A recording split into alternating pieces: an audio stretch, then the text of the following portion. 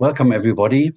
It's almost 10 years ago that the most fascinating thing happened, which ever was achieved by mankind.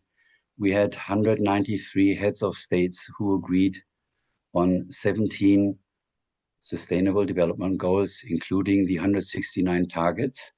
And not only that, those from the East or the North, from those representing democracies or other ways how to represent mankind, those from countries with a strong relationship to faith, to those which are more agnostic, 193 countries not only agreed on the topics, but they agreed on a timeline. And they said, all these 17 SDGs we want to reach in our country for our people no later than December 2030. And as this is so important and it will go on to the next generation, I'm happy to have Natalia with me. Natalia started an SDG Café with her school friends in the school of Kronberg and the city of Kronberg. Natalia, let us know why you got excited and how you started the SDG Café. So I think that the most important thing, you mentioned it, yes, it is historic that 193 states signed a common promise. But I think it's not about the signing, it's about whether the spirit then actually reaches the classrooms, the communities, and the daily lives of the people. And I think how this spark actually got to us is when somebody is feeling included, when somebody is feeling like they're getting a voice and they're seen. So that is actually what happened to us. We got invited to one of the hearings. So we got to see how different people do projects and implement the SDGs. And we were so motivated because we actually felt like we could, as a youth, as students, could actually also change something. So that's how we started. We were motivated, we had the spark. And then I think the thing with the SDGs, or the opportunity with the SDGs, is the concept. There's 17 SDGs, different, really clearly stated. And we started with one SDG that interested us. And I think when you start with one, the thing that will happen is that you're going to start to link it to the other SDGs. And that is actually what happened. So we only thought about what is interesting about us, about one SDG, and then we started to link it to all the SDGs. And that's how we thought, okay, we want to have an SDG cafe so we can implement all of them and everybody can implement what they are interested in. And that is kind of our story. And the spark is still there. The spark is still on fire. We're all still motivated and inspired and thankful to have opportunities, for example, to be here and listen to all of the other projects. Yes. Thank you. And what concrete is the cafe? Where does it take place? Are you working with the mayor? With whom are you working? So the cafe is not a typical cafe. It's not a physical space. It's more of a vibrant hub that is taking place at the center of the city in Kronberg. It's a small town in Germany. And the municipality of Kronberg, they let us use their space. So we can meet there every Friday in this room. It's in the center, as I told. And there's each Friday, there's a working space where young people or people from all of the generations come together and think about what projects they want to implement and which SDGs they want to do projects in and what is helping in the community. So every Friday we're there having catering from the food savers, talking about our ideas. And then also we have those Meet the Experts events where each month there is coming an expert and telling about their projects to inspire and to support. So it's it's a hub where people can work together and all of their sparks come together to implement projects. Super. Thank you so much. And Natalia is more than willing, and all her colleagues, for those who want to open their SDG cafes in their cities. She will help. The person I now have the honor to introduce is Martin Burt, a very long friend of mine. And when we speak about the SDGs, Martin was the one who started the most convincing lighthouse in regards to SDG 1, no poverty. Martin, please share with us your story. Well, hello, everybody. Regards from Asunción, Paraguay.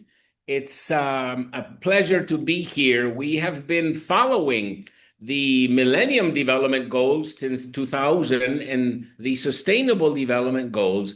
And we were pleasantly surprised by how young people were interested in addressing these problems. And we also noticed that all the young people have WhatsApp and Facebook. So we basically took the Sustainable Development Goals and changed the unit of analysis to make it from the point of view, not of the governments, but from the point of view of the families. And we developed a visual survey, very simple, with colors and, green meaning non-poor, yellow meaning poor, and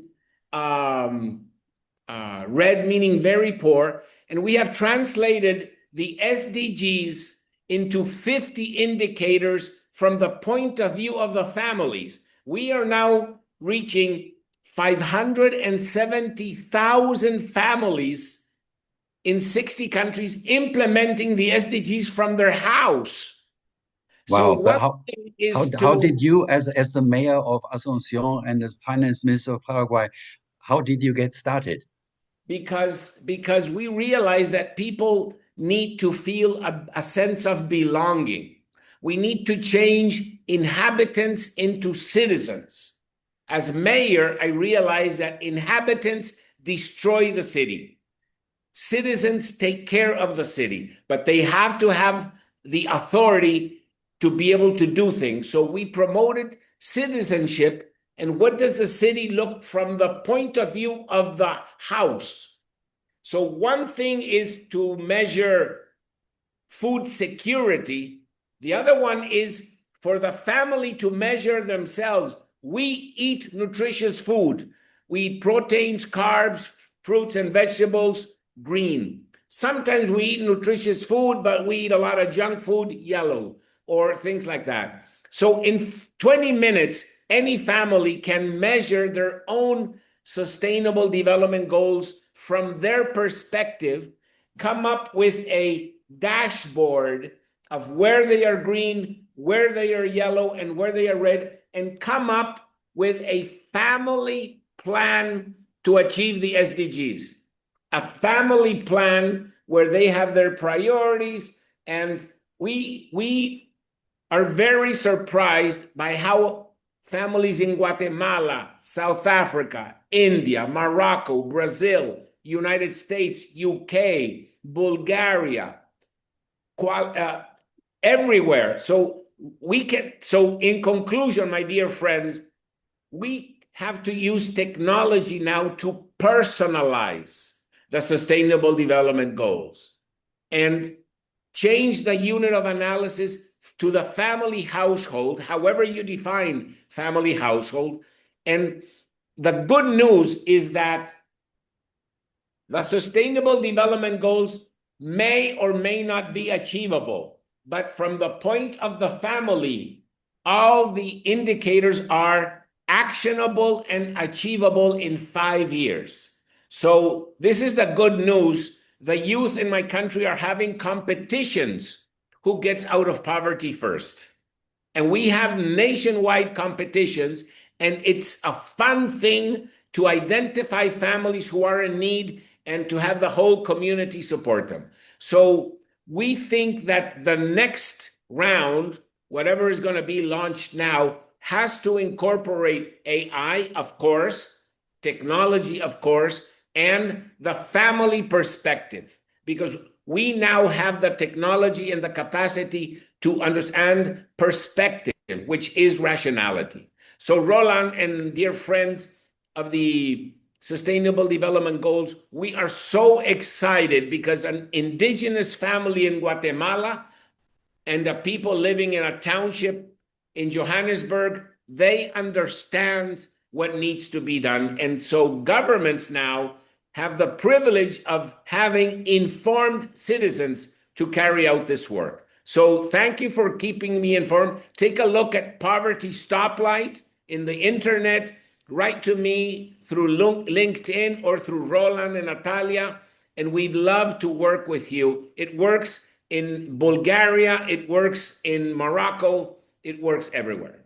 When we were sitting together in Washington a few years ago, my biggest surprise was that you were not talking about the success in your own country and in Mexico and Africa, but you were sharing with me that you are now going to the neighborhood in America as well as in UK.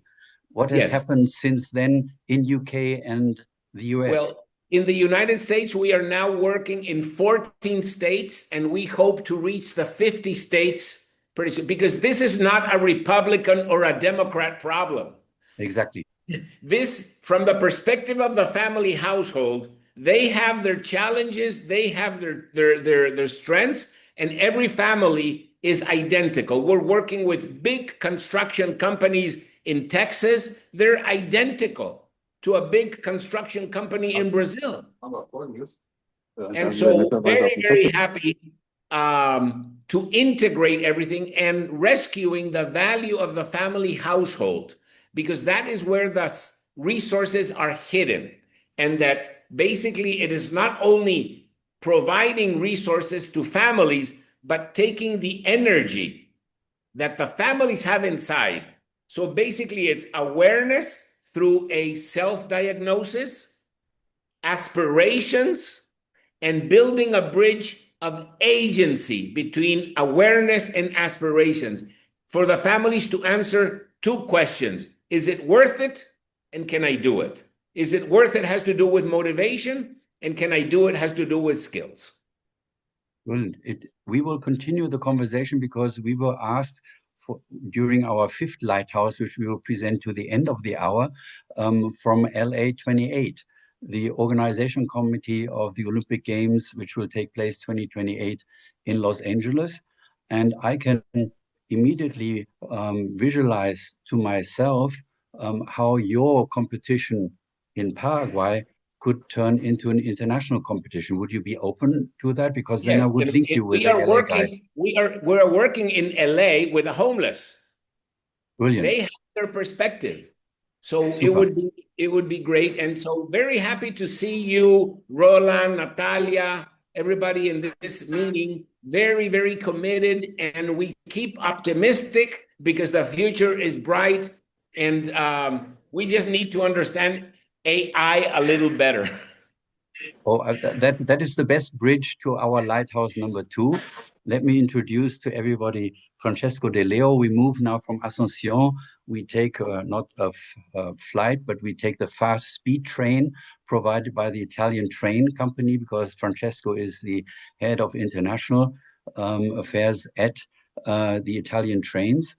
And Francesco is working with a project in the Netherlands where they use AI because they understand mobility as something what is not just I have a bus or I have a train, but it empowers us as human beings in order to reach our goals in time, in comfort, and in a way that it is possible.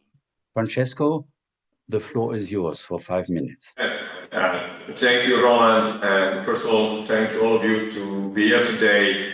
Roland, I've been working since a long time on SDGs and different roles, presenting different reports at the World Economic Forum in Davos about our view up on what is taking place in the world, how we can accelerate. I think that just a few words, I am the head of global strategy and chief international officer of Ferrovie dello Stato Italiano, which is the national Italian railway company, about 97,000 employees, about 18 billion in revenues, 25 billion of capex invested, 100 billion to be invested in the next 4 years.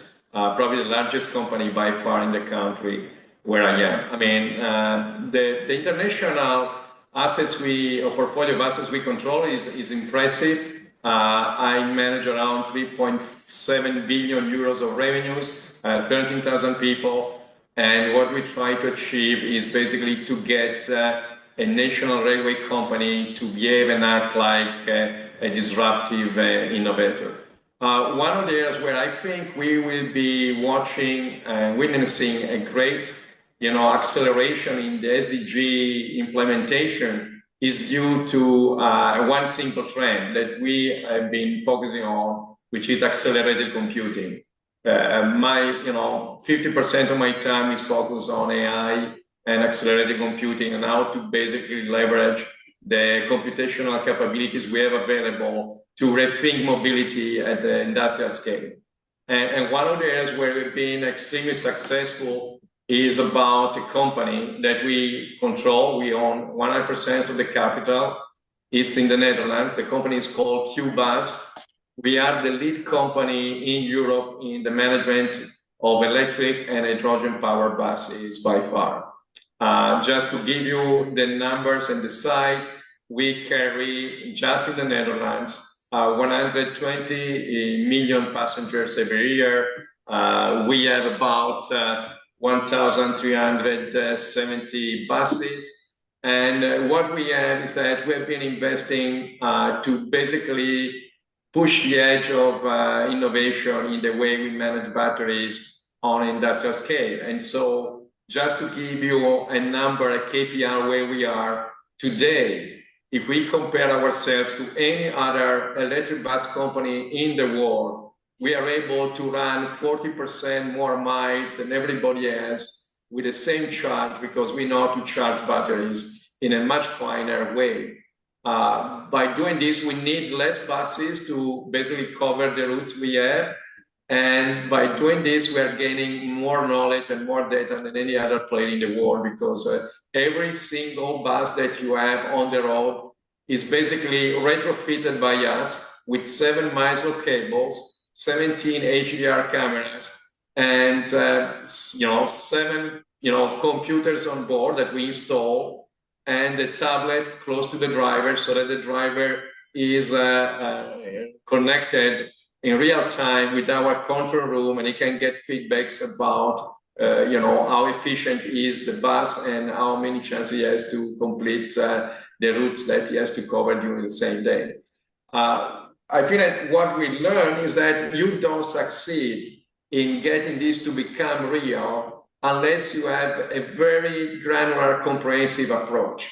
We have been, ferociously focused on every single detail of what it means to achieve a cost parity above the level of diesel fleets, which we do right now. We are probably the only company in the world that can manage a large fleet of electric buses with a cost efficiency that is better than a diesel fleet. And that's been a very, long-term commitment we have to basically be sure that when a city buys into decarbonizing the environment, the metropolitan areas, they tend to buy electric buses, but then a few months later, you will have these electric buses parked somewhere, because if you don't have the tech platform we have, it's going to be extremely difficult for you to make something work from an economic and profitability point of view. We achieved this by basically starting on how can we improve life expectancy and the duration of our batteries. So we bought batteries for our electric buses, which were supposed to last 10 years. Now these batteries are lasting 15 years. And we project that thanks to the work we are doing with the team of AI scientists, we will get batteries to last 20 years. So you can imagine you buy an asset that you're supposed to create value in a lifetime of 10 years, and you double the lifetime with the same level of performance. But we didn't stop just there. We said, once we cannot use these batteries anymore, please. 1 more minute. Okay.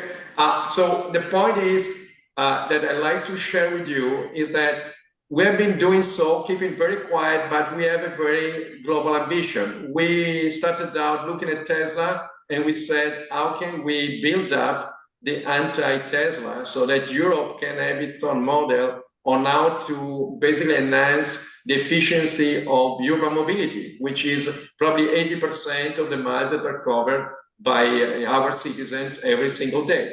You know, a citizen doesn't move more than 4 to 10 miles a day, and the car usually, an electric car doesn't get more than 100 miles a day in terms of the routes that it's covering. So I think that what we are up to now is that we are going to scale this up. QBuzz is going to become much more visible. We are going to transform a traditional public transportation company like QBuzz has been so far in a top tech company, capable to stay the same grind of NVIDIA or, you know, Meta or Intel, you know, and the likes.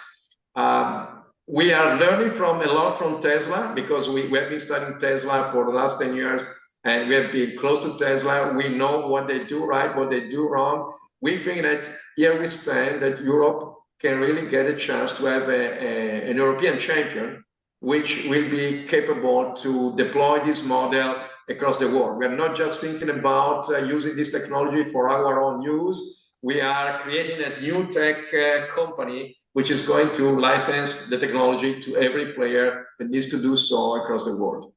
Thank you, Francesco. And you picked the right country, because out of all countries in the world, the Dutch and the Netherlands are those who are most open to autonomous driving, which leads me to Dirk Voeste. He's global head of CSR or SDGs at Volkswagen. Most of the people don't know that Volkswagen, together with Daimler and BMW, were the companies which helped to overcome apartheid many decades ago, because the apartheid regime asked the German car industry to produce the cars, and they said they are willing to do so, but only under the principles and the ethics standards what these German car companies were using back then. So they offered building, they treated white and black in the same way, and a few years later, apartheid was over. Now, Dirk is at the helm of the complete CSR program, and Volkswagen is just testing an autonomous small bus opportunity in the city. And Dirk, maybe you can walk us through your latest developments. Yeah, thanks. And I think by coincidence, we have 50 years of Polo, and Port Elizabeth is calling themselves the home of the Polo, where the Polo is produced. So it's a very nice fit to South Africa and what you did. And thanks, Roland, for the introduction. And first of all, before I start, already congratulations to all the initiatives presented, and particularly to Natalia. I think it really shows, if you take your courage in your hand, if you drive an initiative as it's large or small, it really doesn't matter. And if you look at Volkswagen Group, it's maybe more on the bigger side, but the real difference is really made by people like you. So congratulations, and keep the spirit alive. And as I would say, keep the fire burning, emission-free, of course. And if you really look into Volkswagen, one of the achievements we have, Roland, before I will answer your question, is we have designed a sustainability strategy. We call it Regenerate Plus. And it's about regeneration, because we know the Earth's Overshoot Day is in the beginning of August. And it's not only about to keep going as it is. If you look at all the SDGs, we need to restore, we need to regenerate. And we set ourselves the ambition or the vision of becoming a nature and society positive mobility provider. And certainly then you can look into various dimensions: nature, business, our people, and society. And when you look at society, the question is, what is it demanding? We heard about Francesco talking about buses and mobility. We have individual cars that we're producing, about 900. And what you see now, which I'm looking at it very proud and thankful, it's a really steep curve now of electromobility, really entering into the individual transportation. But there are gaps.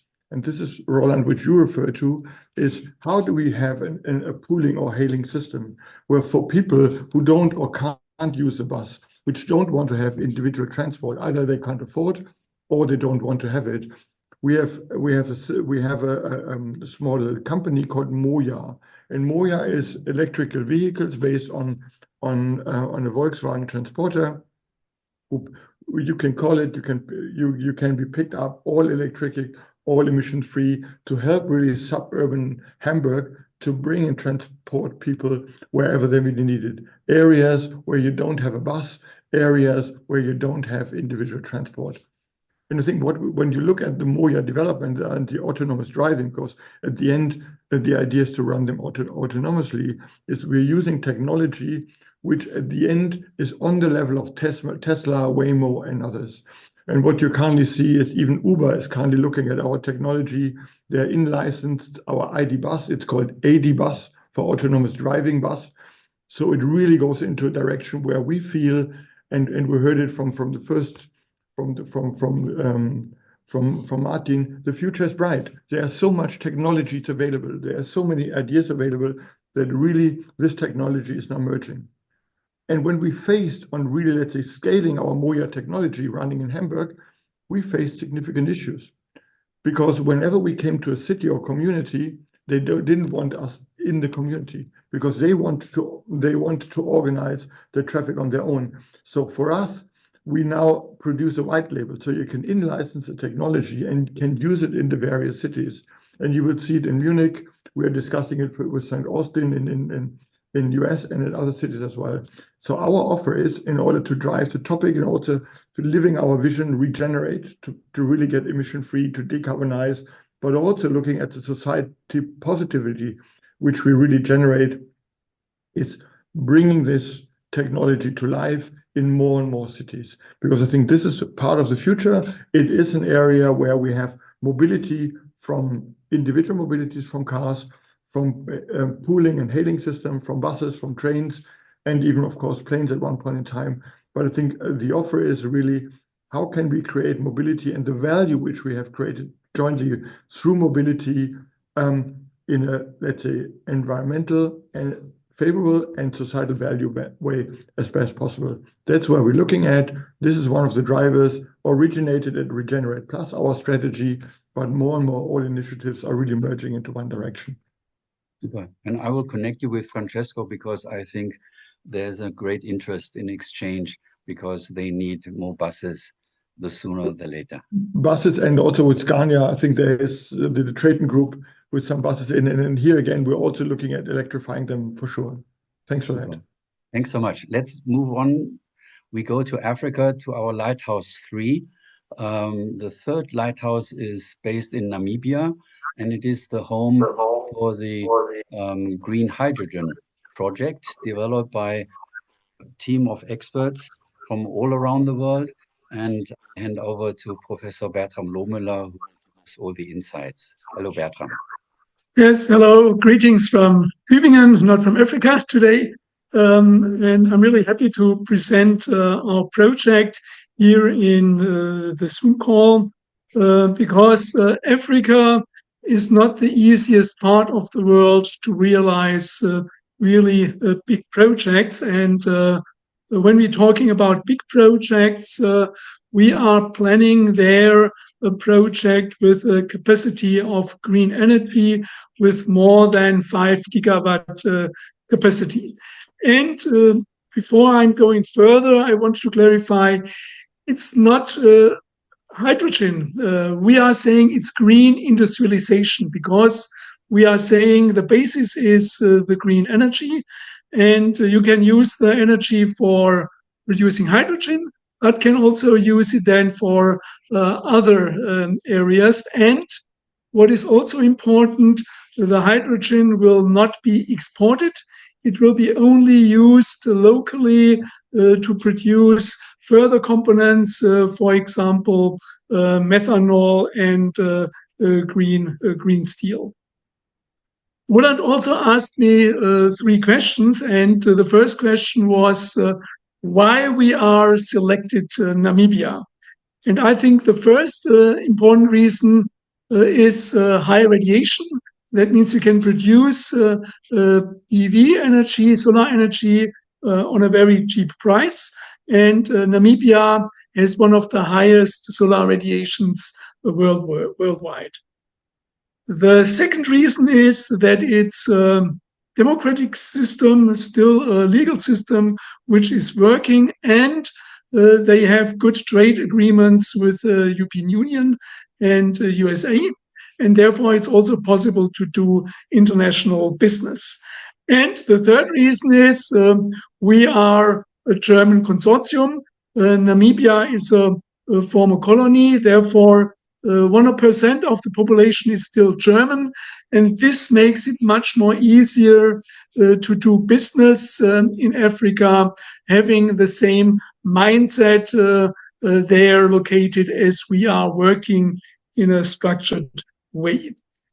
The next point was what was the main challenges and achievements, and I would say one of the main challenges is if you are doing projects in Africa, you need a lot of energy, you need commitment and also perseverance. And we are working on this project now more than 3 years. And this was also what we have learned, a reason why not everybody is able to run such a long journey. And therefore, we have to change the team of the partners who are developing the project, because some of our earlier partners only were interested in short-term results, quick wins, and fast money. And this is not the way how you can realize such big projects. The project itself is only running because there are involvement of the town of Orantis and also the government. They need to be participated and involved. Only with this, we are now at the stage that we have signed agreements and now going into the final negotiations of the joint venture agreement. And of course, this all is related to financing. We have now also secured the financing for really the entire project, and also have linkages and alignments to European partners, which are coming then out of our framework. We are planning to start in this year. Of course, we started already the last years with all the negotiations, preparations, but working on the ground will start this year. And as part of this green industrialization initiative, this is also the part from my side as professor in Steinbeis University. We are setting up an SDG technology transfer university, which is not only on academic, but also on vocational training. And it's project related. And we are looking forward also to link up with local partners, but also with you here in the meeting, because we need the expertise, and it's important to bring also experts on the ground physically, but also with video sessions to share the vision and to share latest innovations and technology trainings. Therefore, all of you are invited to also bring this project forward, and also to help in capacity building.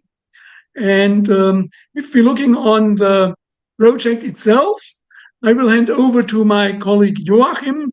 He can give a little bit broader view what we are doing and what is the philosophy of our project in Namibia. Thank you. Joachim? There we go. Well, hello. Thank you for this long explanation, Bertram, already to set the scene on our project. Now, if you don't mind, Roland, I would share a picture, so that might be helpful also, because it might stick in your mind a little bit better as if you just hear the words. Now, can you see? Yes, we can see it. Perfect. The project itself, even though it's called to be a a green energy and a hydrogen project. That's the label you often hear, especially when you take advantage of the high radiation in areas like the Namibia. It just doesn't go in line with what we are planning here and what the essence of our project is. As you can see on the left side, of course, we start with solar energy. We need this as sort of the first step in an industrialization project, which lives on this cost advantage of factor 3. Yeah, so compared to Western Europe, we have a natural advantage in providing energy, but that just being used as energy in itself, or maybe just being moved up the value chain for one step as being ammonia or hydrogen, and then being shipped to the Western world is not the objective and is not sustainable in a way. Even though you might hear that in the press quite often, that many thinking stops at the hydrogen part. Let's say quintessence of, let me try to get it better. I think you see it better now. The essence of our value in that project is that we move up consequently in the value chain. So we leverage not only the energy in going into, let's say, services which have a high cost of energy in their bill of materials, but we also leverage the waste or the intermediate products that come out of, for instance, desalination project, as you see here, yeah. By putting that into the next step of production, as it is for green plastics, for green methanol, for e-fuels, where you just need also problem output out of a desalination product as being a beneficial part of the value chain if you build on, let's say, the chlorine or other substances that come out of the process. Yeah, so that's the next step of the leverage. The third one is that we sort of add these things together, bringing in the knowledge and the competence of people that are being trained in parallel through the Steinbeis Institute or the African Transfer University that Bertram was mentioning just a few minutes ago, so that in fact we'll be able to produce locally with an aggregation of a leverage through cheap cost of energy and proximity to raw materials and production. Yeah. So that's sort of the first way of scaling that up into a meaningful and a comprehensive offering to the market that will be attractive not only to Namibia, but also for the world, being green and cost efficient in a way that it can compete in global markets. Yeah, that's the first part. The second scale that we reach is, of course, the volume, but it's not only volume in mere figures going from, let's say, megawatt to gigawatt, but it's also going in scale with scope. So we start in the pilot phase, which is now being developing, as you see in the left part, yeah, with solely leaning on pure equity financing, committed already through two very impressive financing instruments. No disturbances. So the idea behind is at that point in time being strong in control, not having to start with banks, with additional institutions for leveraging your assets or your equity, which gives you speed, flexibility, and control. Yeah. The second part, industrialization, this is when we already start to broaden it, not only in scale, but also in the magnitude of the participants in the value chain. So we need to get further technology partners on board, yeah, adding intellectual capital through either joint ventures, cooperations with technology leaders from Europe, from international sources, but also getting a scale on offtake and getting a scale on execution power by adding also financial institutions and maybe also having co-investments from different angles and different motivations. Third part, And that's then really the massive scale.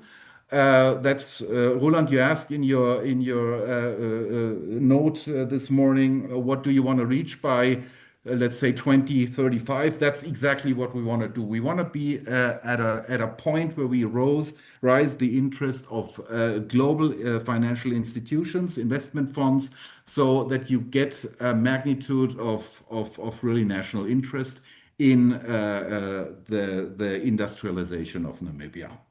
Yeah. Thank you so much, Joachim and Bertram.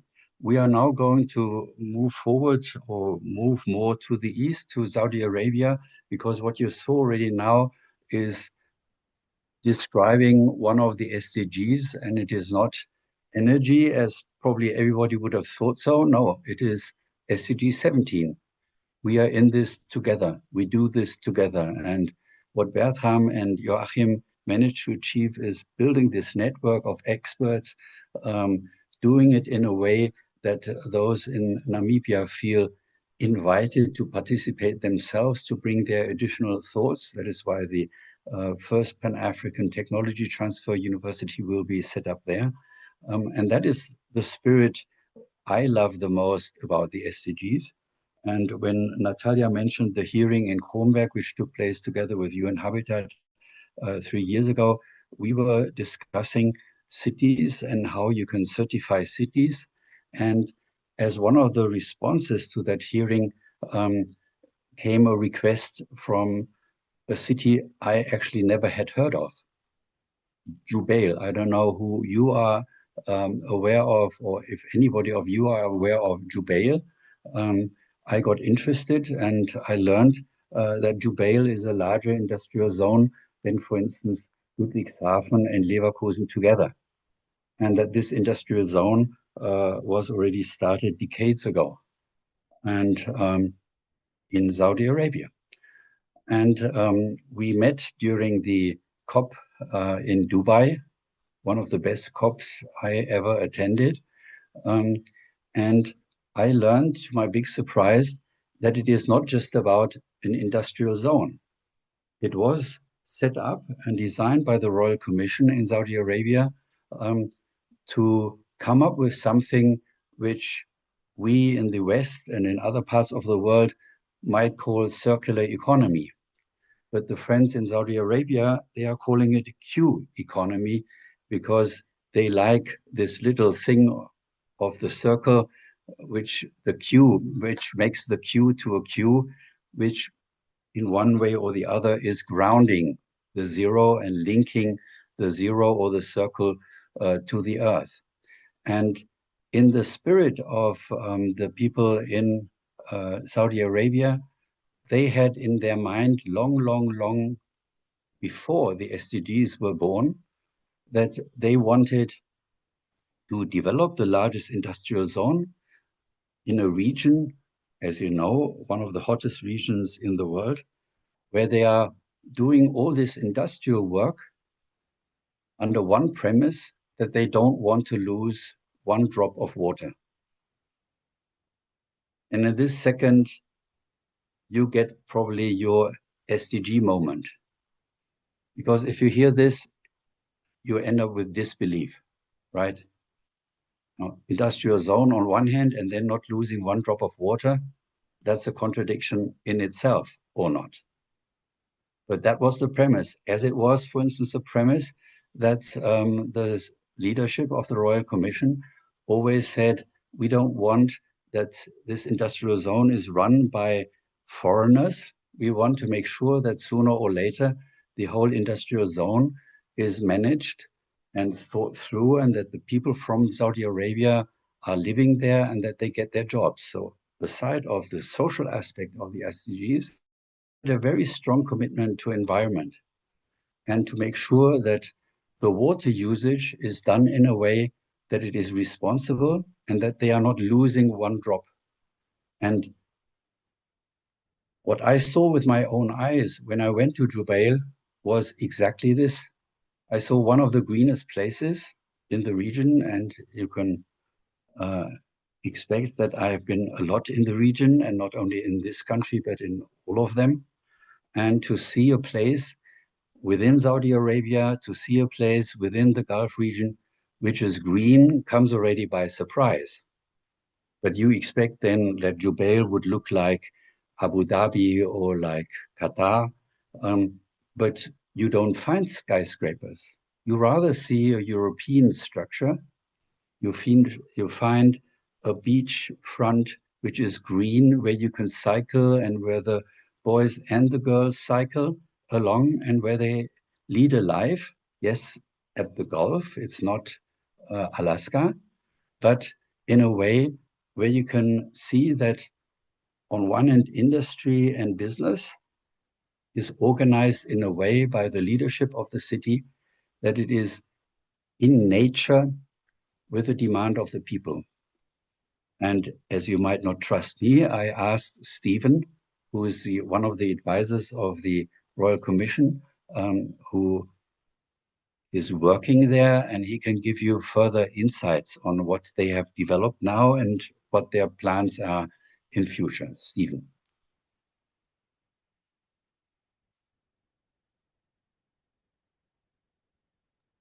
You need to unmute.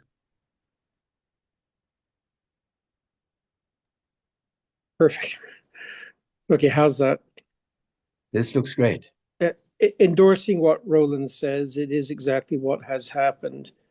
It is actually a very interesting example of how a nation which can create an economy as well as a good social city and life, where perhaps no economy existed before in that sector. And that's a huge effort. It's very difficult for developing countries to enter an economic sector that's already very mature in developed countries. There's a lot of tariffs and other barriers and skills barriers to do that. So it had to do a lot of things right at the same time. As Roland says, it did the citywide planning and the recycling of water and the greening of the environment right. But it also had to get all the international relations, and it had to get the economics right.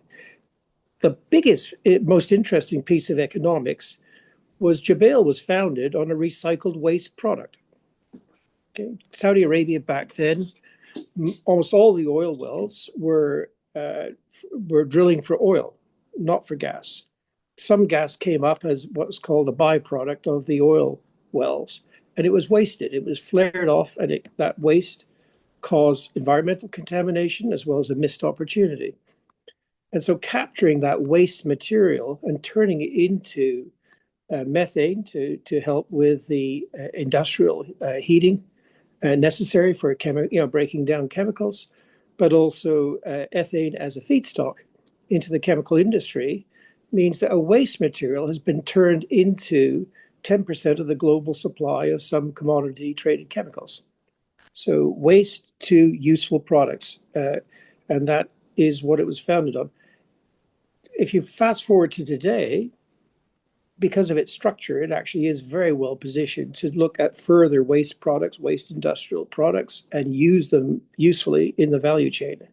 And there also is a minerals cluster, which is twinned with it, just 100 kilometers to the north.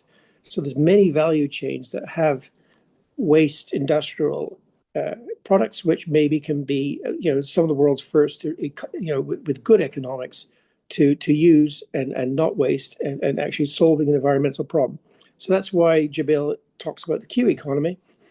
It has a lot of relationship with raw material and waste material, but also a lot of opportunity to include industrial recycling when we talk about the circular economy.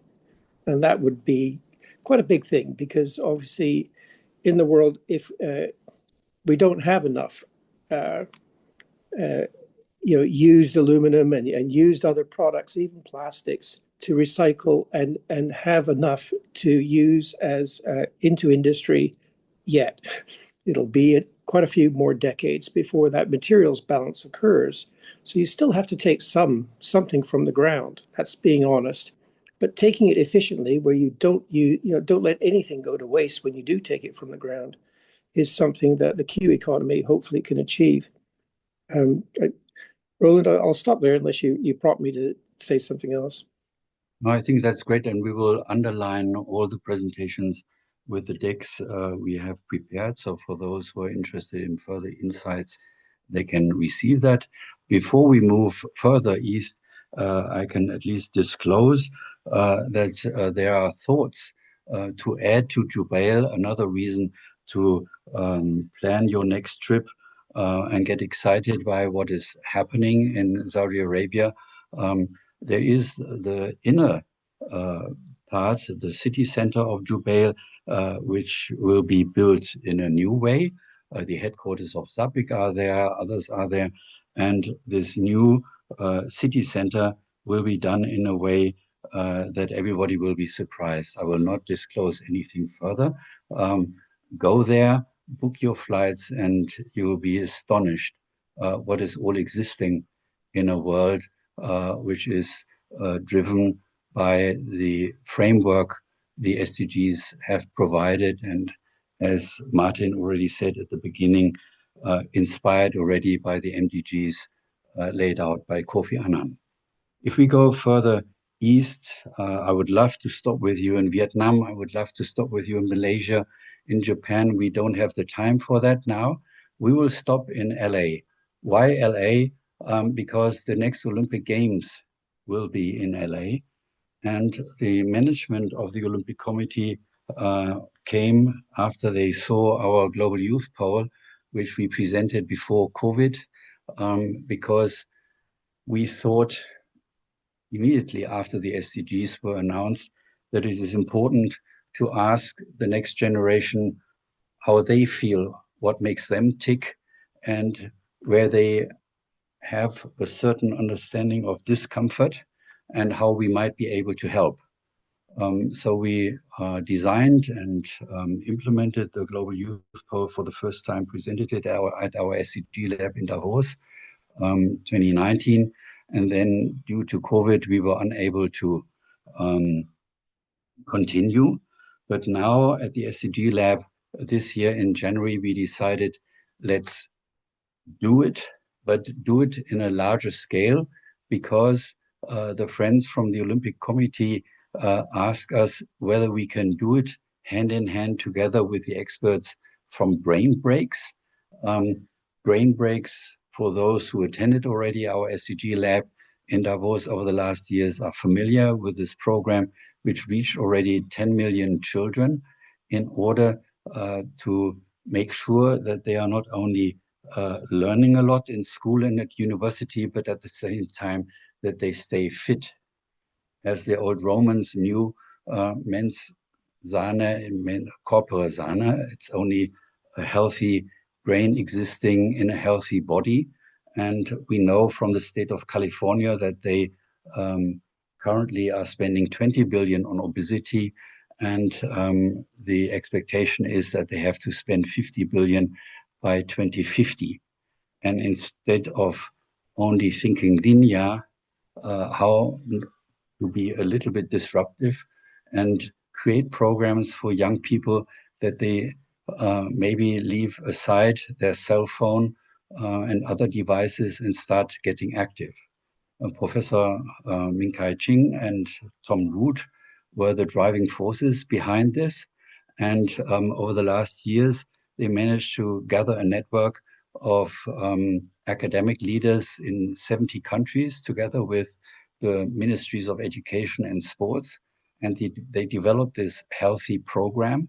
And part of the health program will be now in future that we say we will reach 100 million young people on all continents, in order to not only join these sport activity programs by watching videos and seeing heroes from sports, from Hollywood and other sectors moving and being active, and at the same time learning about the SDGs and understanding that it is all about activity, it is about the arts, it is about advocacy, talking about what you are doing, sharing your experience with your friends about the SDGs, and making sure, and that is the unique thing which will surprise everybody then in 2028, that the young people will be asked to share what they experience with their grandparents, And if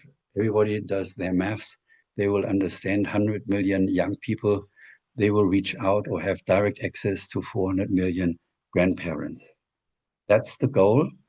That will be explained a little more next week at our second round of SDG champions and SDG achievers in order to celebrate the 10th anniversary of the SDGs, because September 25, 2015 was the day where all 192 heads of states stood up at the General Assembly declaring that these 17 goals they want to implement together with their citizens no later than December 2030.